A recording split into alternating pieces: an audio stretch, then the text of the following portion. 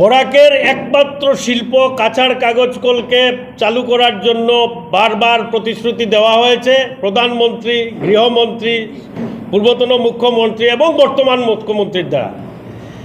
কাঁচার এবং নগাঁও কাগজ কলকে পুনর্চালনা করার জন্য 4,141 কোটি টাকা আবণ্টিত হয়েছিল, সেটা হদিশহীন। কাঁচার কাগজ কল এবং নগাঁও কাগজ কলের দুর্নীতির জন্য সিবিআই তরফ থেকে এফআইআর দেওয়া হয়েছিল। এই লুণ্ঠনের তদন্ত করার পর আজ পর্যন্ত এদের বিরুদ্ধে কোনো শাস্তি হয় নাই।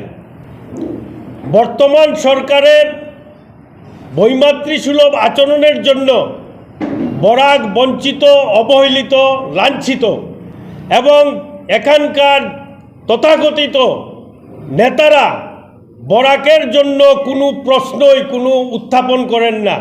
এরা মেরুদণ্ডহীন, এদের ভোট চাওয়ার কোনো অধিকার নেই।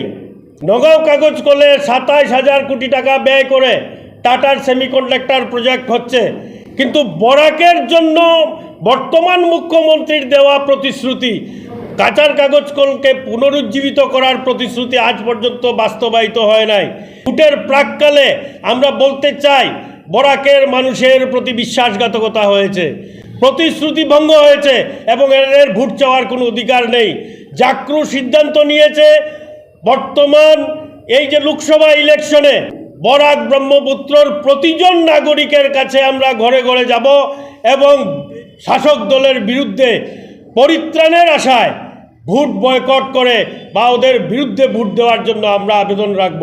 বরাকের ব্রহ্মপুত্রের উন্নয়নের জন্য 2টা কাগজ শিল্প যতদিন পর্যন্ত পুনরুজ্জীবিত না হবে ততদিন পর্যন্ত আমাদের লড়াই অব্যাহত থাকবে। এই লোকসভা ইলেকশনে যেখানে যেখানে আমাদের প্রতিনিধিরা আছেন, যেখানে যেখানে আমাদের কাগজ কলের সঙ্গে যুক্ত জনগণ আছেন, সকলকে আমরা আহ্বান জানাচ্ছি, এই মিথ্যাচারী, এই প্রতিজ্ঞা ভঙ্গকারী সরকারের বিরুদ্ধে আপনাদের মতামত প্রয়োগ করে সঠিক বিচার করুন।